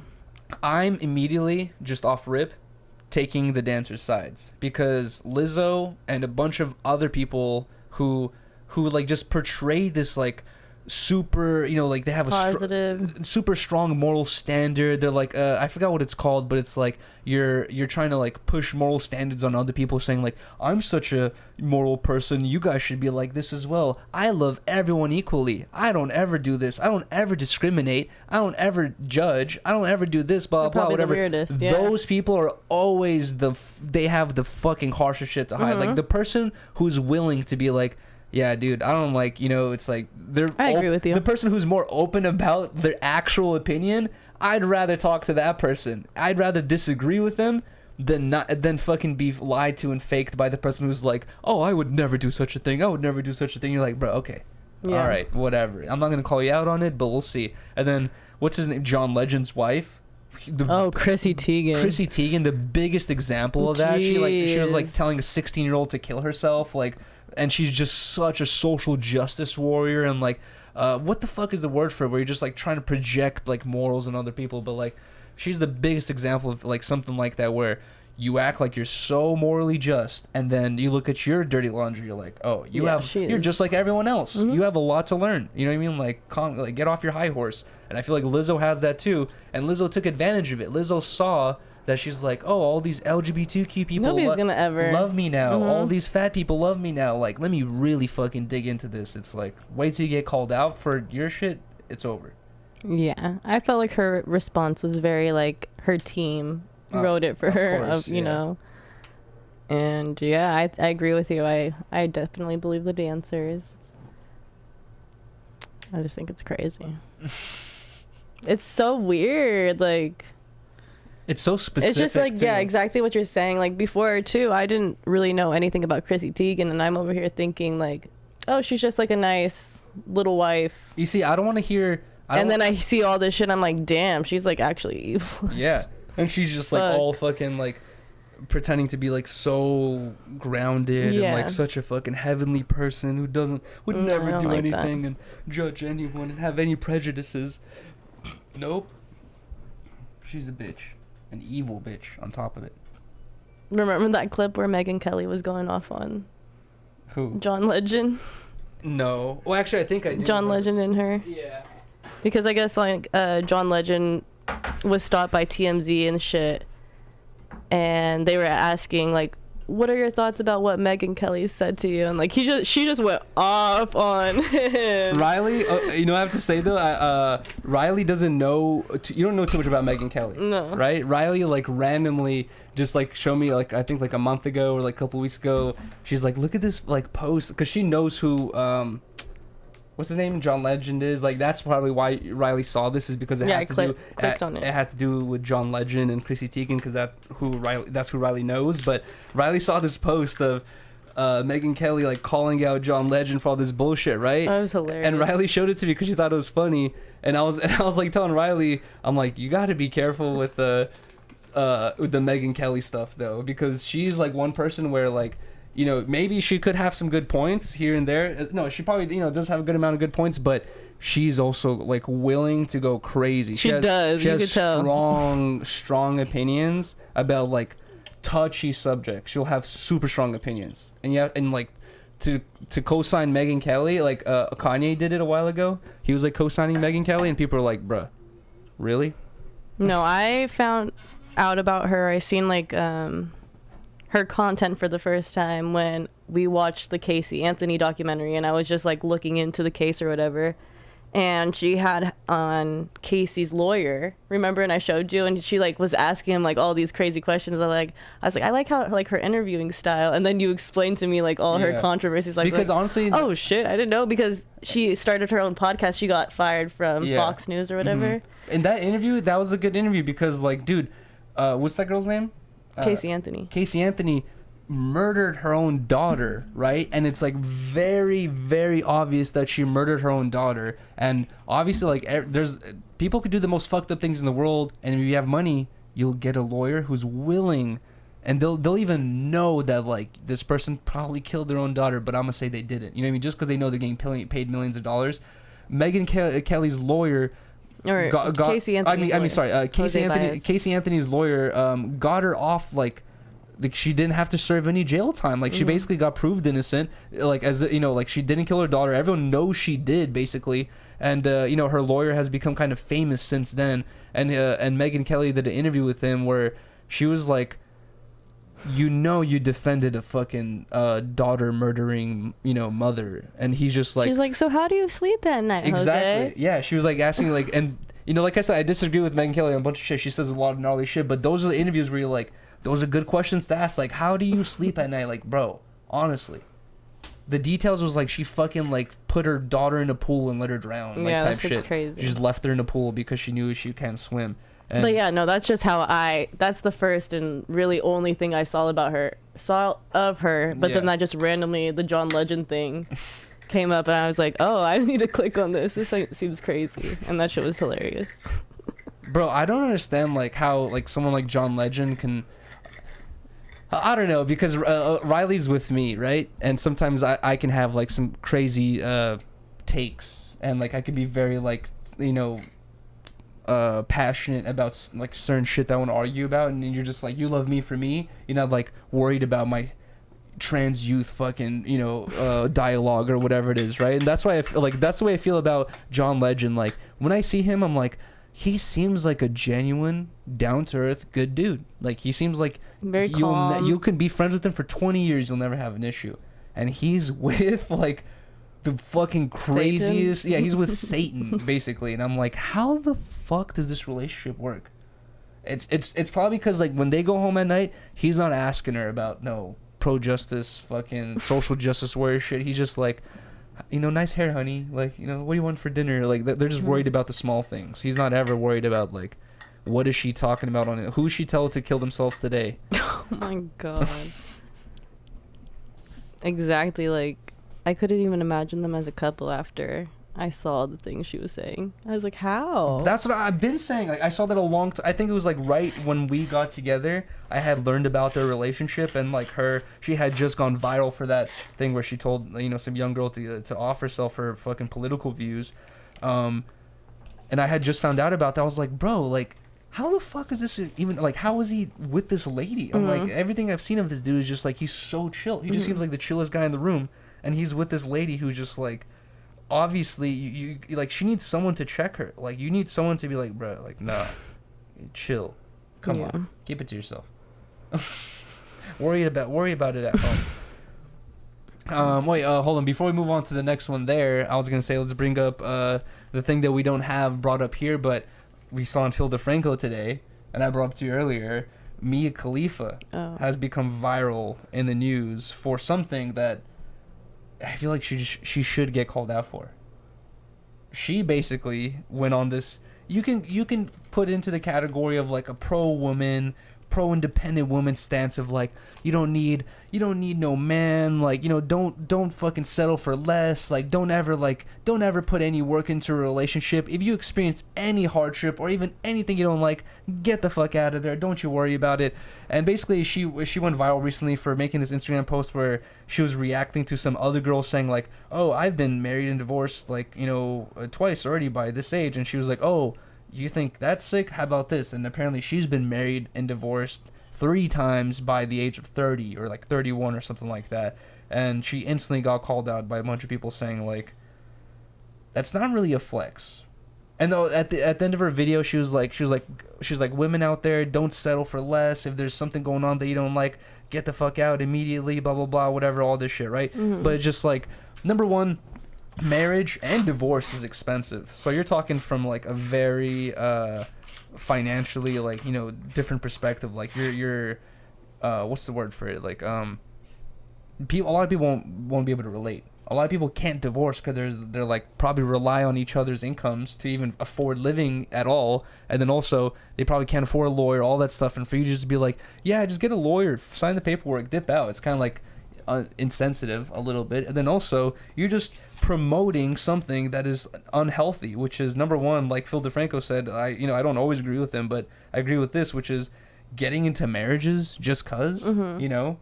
And that's the one thing I've talked about before, which is like, you know, there's always a silver lining behind anything. And I feel like, you know, 99% of people, it's like they call it the 1% for a reason. There's like 100 millionaires, there's billionaires, and there's certain people that live in this like certain financial bubble that a lot of people won't be able to experience. And, you know, a lot of us will be looking at them thinking like, oh, what a cool life, what a fancy life. But sometimes I really look at them in like some sort of sympathetic way, because I'm like, bro, for us normal folk, for Rylee and I, like, if we wanted to get married, like, you know, we really have to put some deep thought into it. Like, do we really love each other? Do we really see each other for many years? Could we see having kids with each other? Like, we have to think about a lot of stuff. It's not a thing where we're just like, oh, let's go to France and then let's just get married in France tomorrow because we can. It's just like, we can't just do that. If we wanted to do that, we'd have to really think about it, save our money, and it have to be a thing that we both agree upon and put a lot of mental effort into. But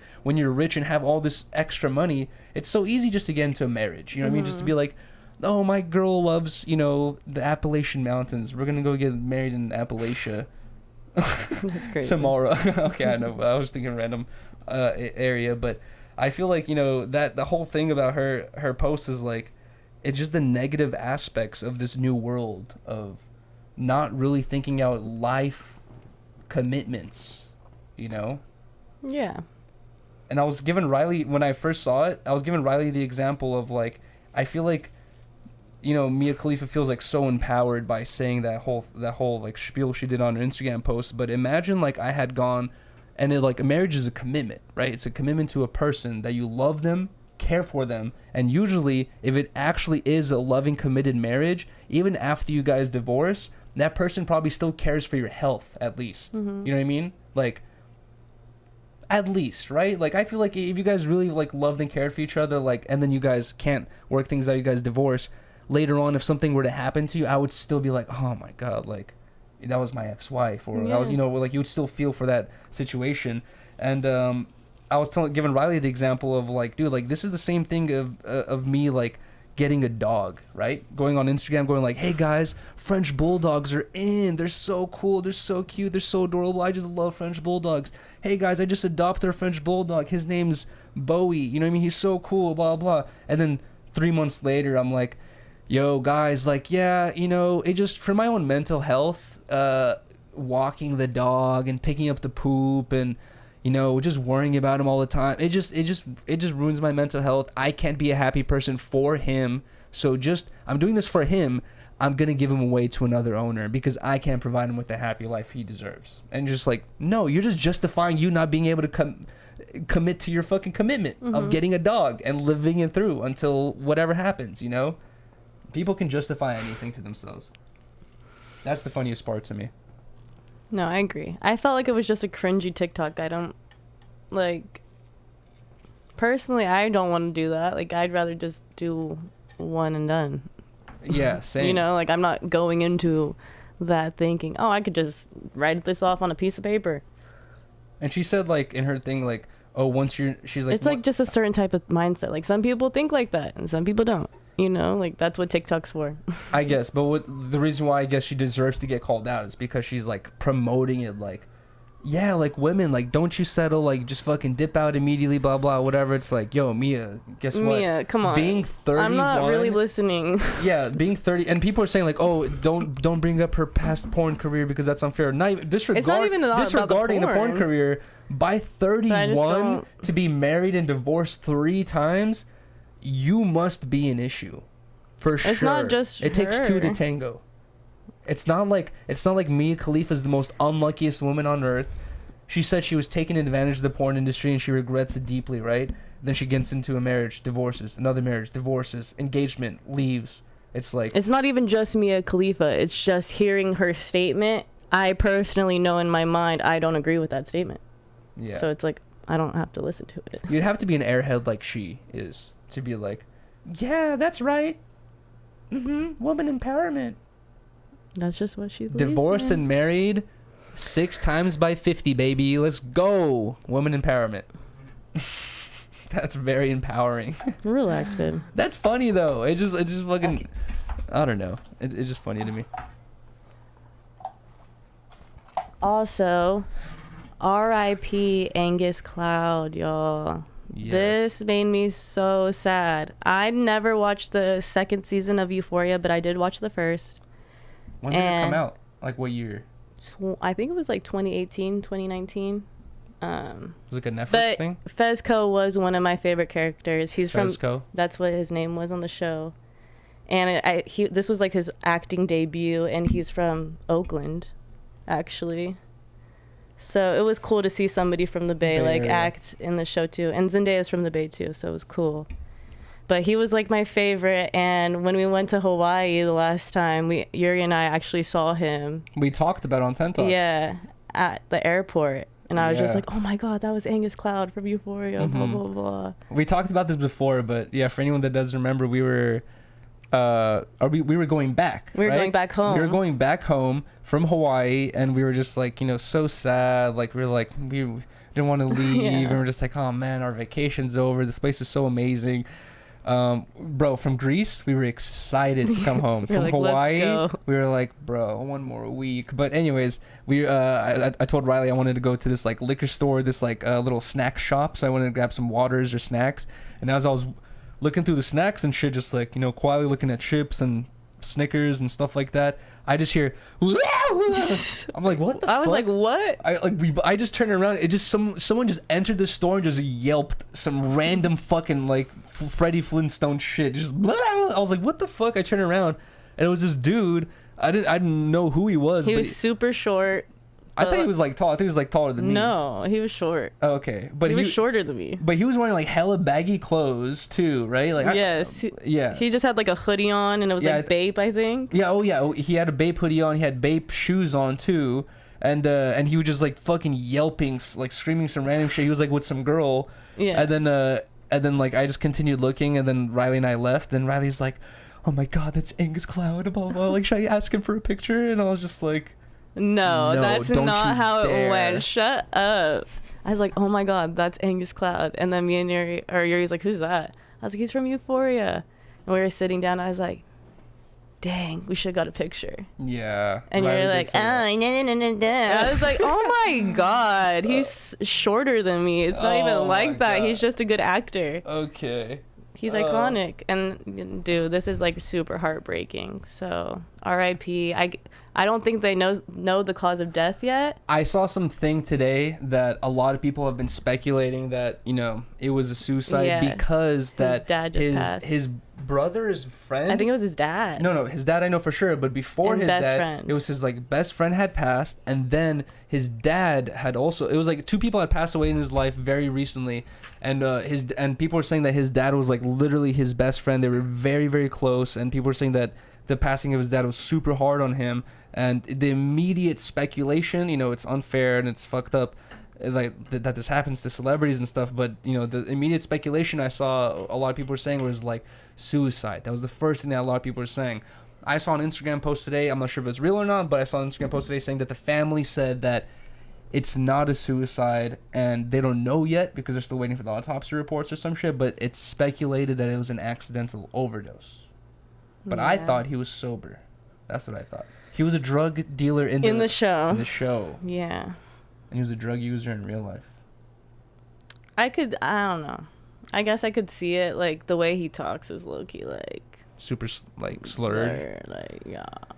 But he seemed, like, super energized when we saw him in Hawaii, obviously. He was screaming in the... But regardless of the, of the cause of death, whether it was accidental overdose or suicide, it's like I feel like it's still the core same cause, which is like the loss of his dad was like so hard on him, like he couldn't deal with the sadness, anymore. And it's not like it's like you really feel like you can't live anymore, and also like Rylee and I were just we've been watching a lot of Peter Santinella videos, and he's going through Appalachia right now, and he linked up with this dude who's like sober now, and he was once addicted to drugs, and he's taking Peter to meet his other friends who are also now sober, and they used to be addicted to drugs. And dude, some of the people Peter Santinella was meeting, they're like 2 years 3 years clean, no drugs at all, and he was asking him like, you ever feel like you want to do it again or like have any urges? And they're like, I dream about it every day. Mm-hmm. They're like, I desperately want to do it again, and I'm just fighting the urge 3 years later,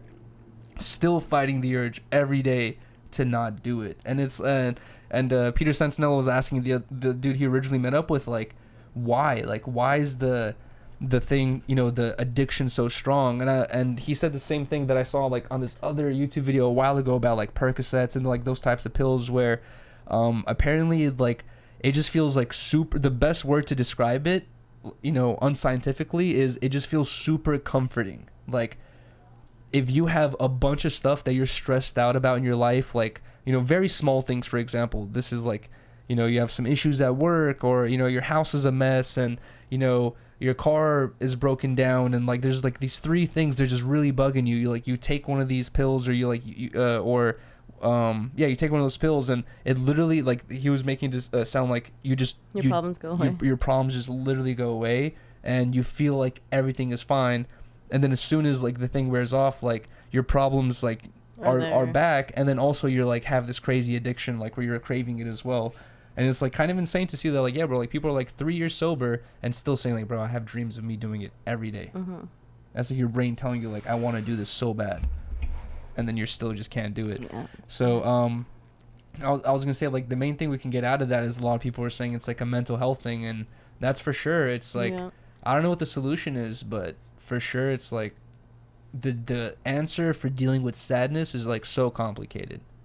Because it's like when you enter Earth, when you enter the planet as a kid, my whole world as a kid was like Cartoon Network, school, my friends at school, and my family life, you know? And then that's all I'm like thinking and worrying about, because I'm a kid, I'm simple, I'm stupid. The older you get, the more you start thinking about the world and life and realizing death and seeing people pass away and all that stuff. And then eventually, like, just to like, you know, say it's super simple, like life is like, eventually if you think about it really deep, you're like, bro, it's damn near pointless.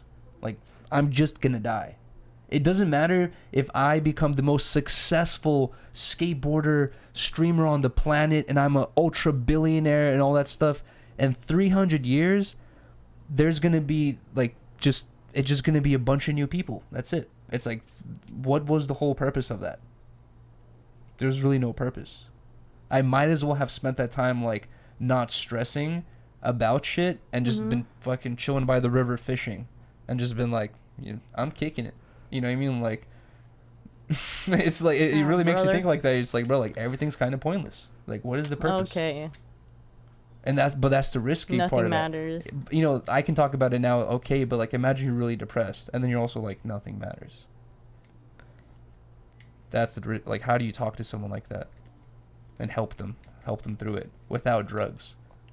That's the other thing too, is a lot of people are going to say, go to the medical system, go talk to a doctor, blah, blah, blah, blah. Guys, my whole life, I've had so many negative experiences with doctors, and it's a reoccurring thing, dude. It's a reoccurring thing that doctors are just fucking passing out pills like they're candy, bro. They're like, their solution to everything is take a pill, take a pill, take a pill. And it's like, you don't really have anyone anymore telling people to like, bro, like for example, my grandma, right? My grandma used to live in a big Russian city, and this is actually how my mom and my dad met. But my grandma used to live in a big Russian city, right? Cars, big buildings, all that stuff, and she got sick. I think she got cancer or something like that, and she went to a doctor out there, and the doctor told her, like, if you continue living here in the city, like, you're not going to have many more years to live. You're going to live like 5-10 more years, right? And he told her, you need more fresh air and more fresh, like, organic foods. And he told her, go find like a village somewhere and move out there. And that's literally what my grandma did. My grandma went to my village where I was born, went out there, found a fucking place, and lived until she was like 90 something in this village, you know. And you have to sacrifice the luxuries and you know, of the city and the things that you enjoy about the city to live a more longer fulfilling life, you know what I mean? And she literally spent the rest of her life in my village and died at like 95 or 96 or some shit like that. That's fire. And nowadays, if she had gone to the doctor, it'd be like radiation and pills. Back in the day, it was like, you should move out of the city and go you know, get some fresh air, fresh water, fresh foods, and then, you know, within a couple of years you should improve. No one's saying that no more. Nowadays it's like Percocet, pop this, take this, vitamins, blah blah blah. It's like, bruh. Anyways, you're getting sick of my rants, I could tell. I love you. No, I love you. What about the conversation? That's really, dude? Really? Nothing? No. Oh my god. No, like, what? Okay. Babe, why do you do that? Do what? Try to talk on a podcast? No. Where you're like, no opinion? Whatever. I know. Rylee didn't care. All right. Cheers. Let's end the show. Oh my god. It's sad when I go off on a whole rant and then, like, at the end I just get a Cool story, I said babe. that's cool. Thanks. Amazing. Oh my. I know. You could give it more thought and like give a more thought out answer. Okay, you're Other just than making it way worse. Oh I hope my you see God. that. What am I making worse? Nothing. You don't do anything. Really? Sorry. Yeah, I'm Pollard. I don't do nothing. But that I was gonna say that's why I respect, people that I meet, like, Pollard's philosophy of just like he's like, I'm a professional having funner. And it's like I respect shit like that because it's like you gotta learn how to not stress about things. And that's that's hard sometimes. Exactly, really? Yeah, just because I have nothing to say to the story. Wasn't I using the purple shot glass before? No. Are you sure? Yes. All right. Cheers. All right. Episode 123. Amazing. Can you imagine we hit episode 1234? 1,234. One day we will. We'll be old as hell. Well, technically, we still owe hella podcasts because we've missed podcasts we said that we would do in the middle of the week. So we could technically, like, if we really wanted to, my God. we could be like, we're doing 3 episodes this week and like really run the numbers up to get to 1,234 quicker. But all right. Okay. Whatever. Cheers, everyone. Thank you guys so much for joining this episode. Appreciate you guys so much. We Episode love you. 123, and we'll do a short little after show. Cheers. Cheers.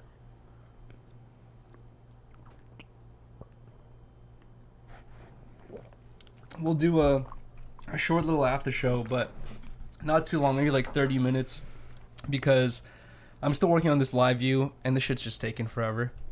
Just taking my time and shit. I want to be careful with it. I'm working on this LiveU, and I know we're gonna cook dinner and stuff like that as well. Yesterday we got really lucky with dinner. Yep.